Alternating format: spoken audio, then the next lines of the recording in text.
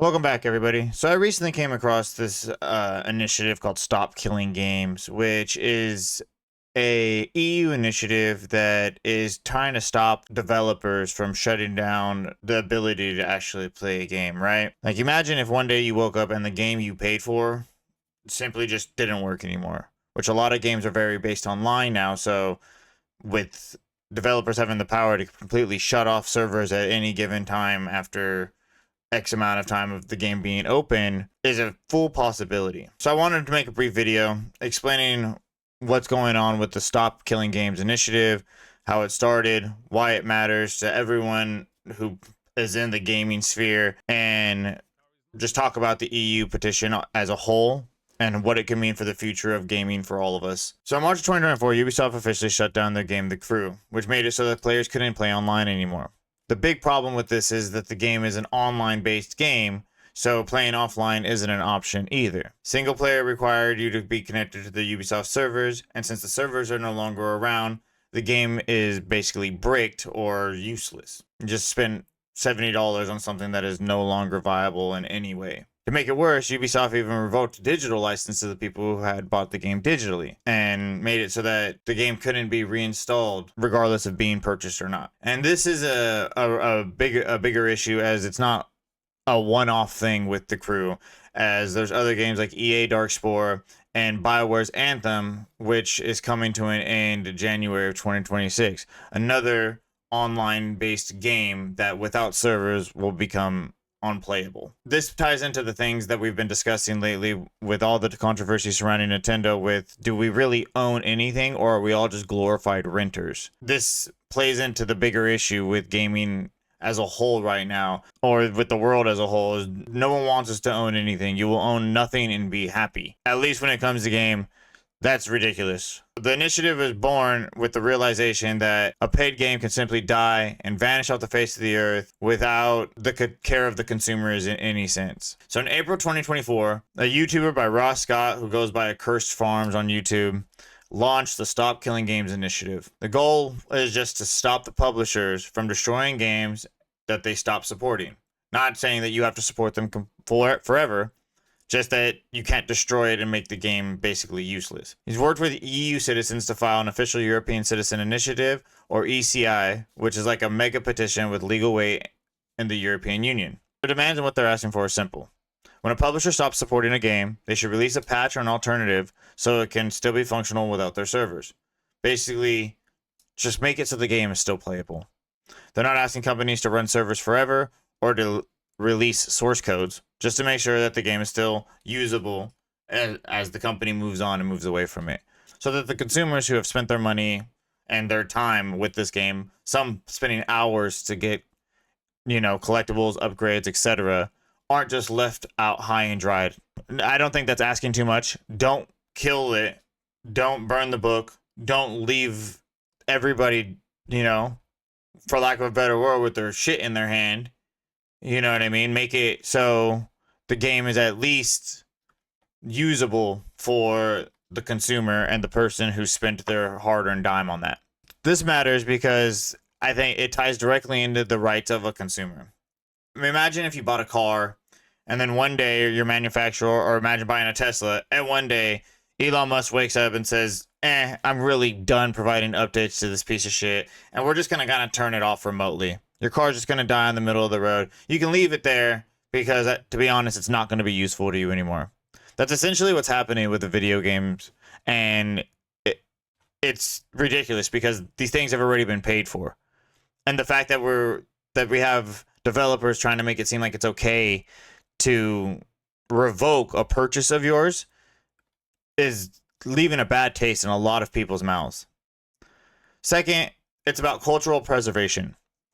Games are part of our history, and destroying them because they're no longer profitable for the developers and the company is utterly disgusting. Ross Scott compares it to the silent film era, where studios destroyed movie reels and now those works are lost forever. Which I think is a terrific comparison. Just because you might not find value in it doesn't mean something doesn't have value to other people. So just because you don't see monetary gain, developers, from these games anymore doesn't mean that people who have been enjoying them or people that play them don't have the right to continue to do that.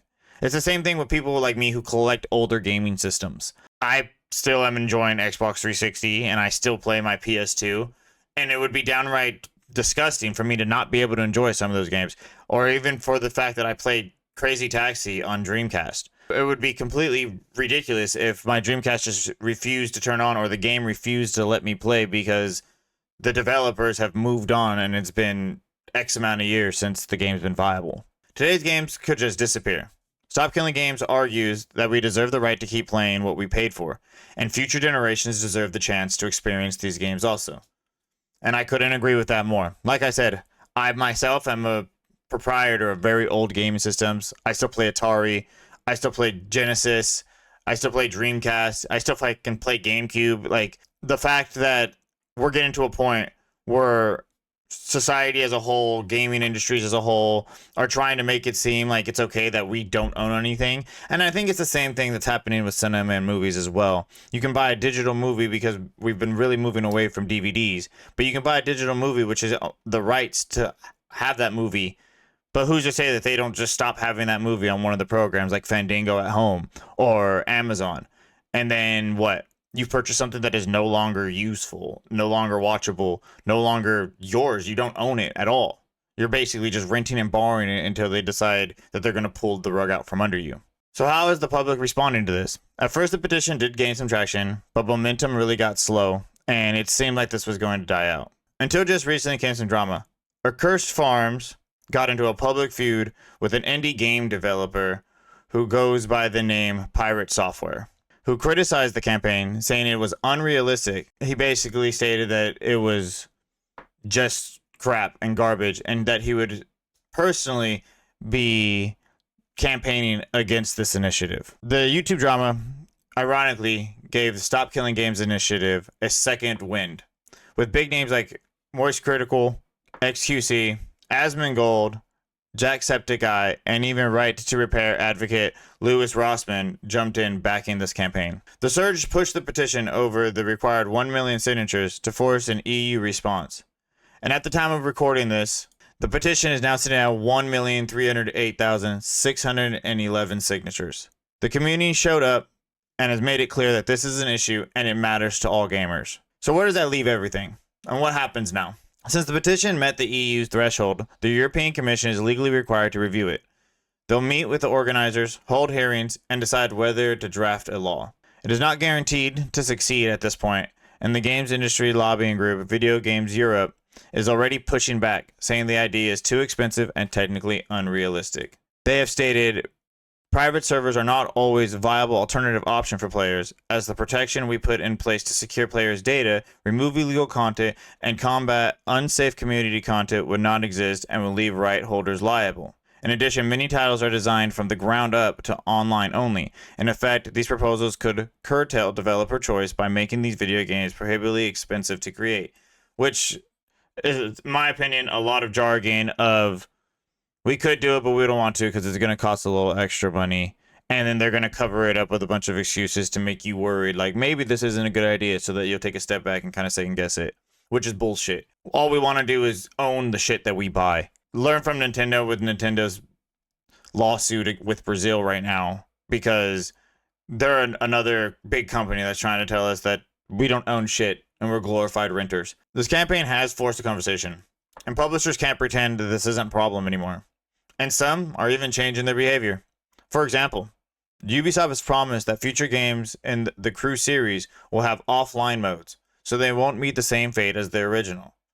That in itself could be considered a win. At the same time, the fact that EA is still pushing forward with Anthem being shut down, and we already have other games that are being shut down and servers being removed, which is already rendering those games obsolete. There's not, in my opinion, a whole bunch of hope that makes it seem like this one little announcement for the Crew series is going to be a widespread phenomenon until we see big change and something comes of this. Even if you miss signing the petition, you can still support the cause. You can share this video out there and the Stop Killing Games website, more petition information, and help spread more information and awareness to other gamers and other people who may not be privy to all this information and what is going on. You can talk about it on your social medias, X. You can tag gaming companies and let people know that you want your games to stay playable and that you expect to own the things that you buy. You can also keep an eye on the official EU process to stay in the loop of what's going on. I have linked all the sources below, including the official SKG site, the EU petition page, and some of articles if you want to read more and get more information, as this is a real brief and skimmed overview of the entire scenario. There is a lot more you can learn, a lot more you can see, and there's a lot better YouTubers than me who have gone into depth about this stuff. Not only the initiative itself, but all the drama that kind of resparked it with pirate software. You know, there's a lot of information, a lot of stuff to learn and to get caught up on. And I recommend you doing that. I want to know what you guys think about this. Do you guys support the initiative? Do you guys support Stop Killing Games? Do you guys support the opposite side and the developers stating that it's not their responsibility and there's really nothing that they should be doing? And, you know, do you think that this is all just a waste of time? Are you going to support the initiative yourself? Let me know what you think. And I appreciate you guys stopping in and hanging out with me this long. I hope this has brought some, you know, awareness or information to you guys. Let's stop these publishers from killing games and from ruining one of the best hobbies and things to do with your free time, and, you know, ruining the history of gaming as a whole. I'll see you guys next time. Peace.